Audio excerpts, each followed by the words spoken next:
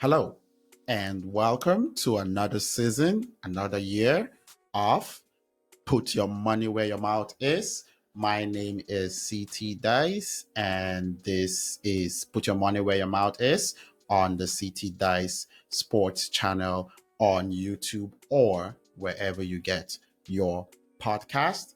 This is the second season that I will be doing this, and I'll try to introduce it. If this is your first time of seeing these videos, first, I'm going to do a recap from 2023 to 2024 season.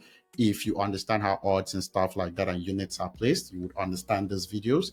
A few things that I actually set up as rules last year for the Put Your Money Where Your Mouth is that we are not going to be picking any odds that are less than odds of 2.5, which in American odds is basically plus 150, which would be you put $100, you get $150 profit minimum. That's the minimum we put on any game. We don't do anything about VIGs. We don't give the house. Yes, it's put into it, but that's basically the rule that I have for this is I'm not taking anything that does not at least double and half the amount you put on a bet. Basically, we're going to be looking at, for me, this, I do it with soccer, the NBA and the NFL, and I kind of try to differentiate three of them while I do Put Your Money Where Your Mouth Is on the CT Dice Sports network. I'm going to go through a quick recap of last season. Very interesting year. Did learn a few things, but also some interesting things we're looking at for this season. So from last season, for soccer, it was mainly focused on the English Premier League, the German Bundesliga, and the Spanish La Liga for soccer. And if you take a look at how it went, all the videos are basically on the YouTube channel here. You can go review them. But there were a total of total units of 347 and 0.5 and total units won of 373.38, which means that there was a profit of 25.88, and in American odds it's basically plus 2588, which would be that if you put $100 you got $2,588 back for the whole season. So that was a profitable season in soccer. If you put $1, you get $25.88, basically over the course of the whole season. For the NBA, this was the most profitable. I basically focused on only Friday games for about 3 months, and there were 260 units placed and 352.65 units won for a profit of 92.65, which was incredible. You don't expect that's a lot. And that's if you put $100, you got 92,055, 92,9255.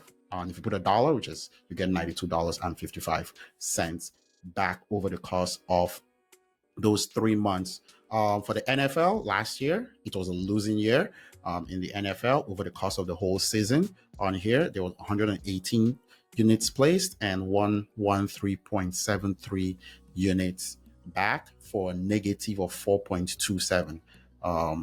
Or if you put $100, you'd have lost $427 over the whole season in NFL. If you add up all the leagues, very, very positive over the course of the year. And I'm ready to get into it. For this first, the NFL has already kicked off. We saw the first few games already go down in the NFL with the Kansas City Chiefs at home against the Baltimore Ravens, winning 27-20, and the Philadelphia Eagles winning the Green Bay Packers all the way in Sao Paulo, Brazil, 34-29. So we're going to get into the remaining games for week one of the NFL. If you like this content, if you think it's something you want to keep up the whole season, please go ahead, subscribe, like, comment. I want to hear what you think about the games as well. You agree, disagree? What do you think? I can actually absolutely learn from any comments as well on this. So it's only the NFL that I'll be doing for today. From next week, it will be including the NFL and soccer. And then by the time the NBA comes here, it will be all three till the NFL is done. And then soccer is done, and then we end up with the NBA by the time NBA is done next year. During usually I end in the play regular season. I don't do playoffs for this because I need more options to actually pick from and look for decent odds. So we're going to go right into the NFL picks for put your money where your mouth is, and over time you get how this works. I have 4 games that I would be looking at um, for um, for this episode, right? Or basically for the start of this season for put your money where your mouth is. I'm going to start with the first game that I like here, which is the Jaguars, the Jacksonville Jaguars at the Miami Dolphins on Sunday, September 8th, 2024. Here, the lines are set at minus 3.5, the Dolphins at home, and total of 49. The way this is structured is I'm not going to be doing too much of explaining. A lot of it is just to quickly put it out there, and you can agree, disagree, give me your points. All that can actually happen in the comment section, and I'll try to reply on whatever, see what you guys are saying. So I'm not going to be doing a lot of how the process like go into this. We're basically going to be doing it and seeing how the results come out. I'll give a little insight to what I'm thinking, but not necessarily breaking it down. There's a lot of channels that actually do that.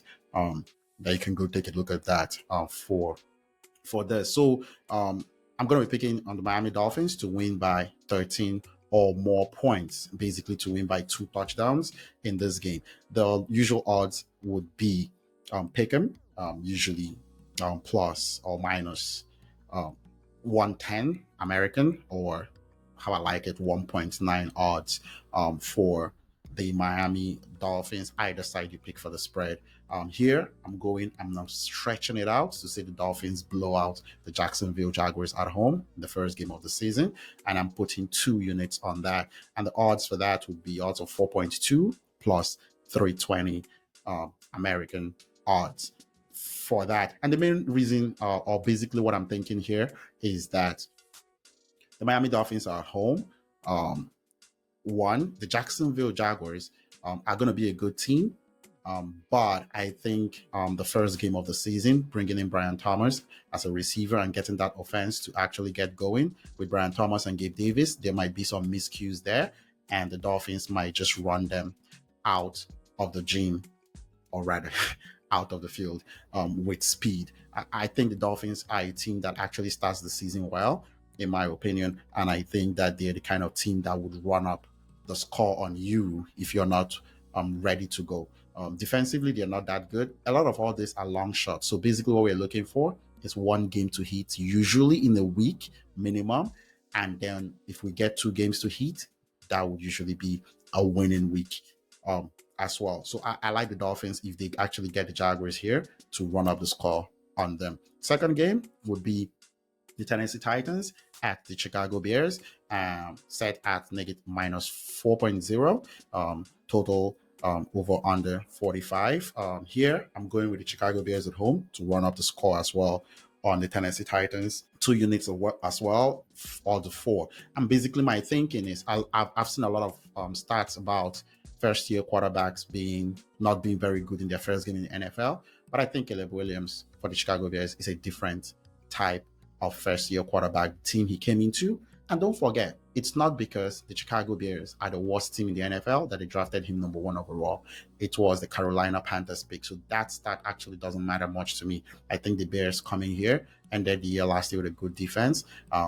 The Tennessee coaching staff is a new coaching staff. They are prone to errors, and the Bears can just lock them down and actually get a very good, basically possibly run them out and actually blow them out in this game. The third game will be Carolina Panthers at the New Orleans Saints, -4. Total is 41.5. Here, I'm going to go with the alternative total to score over 50 points. Also 3.4 plus 240, 3 units. And basically my reasoning here is that a lot of this offensive projection is from last year, but I think the Carolina defense is not going to be very good, and the Carolina offense could be better.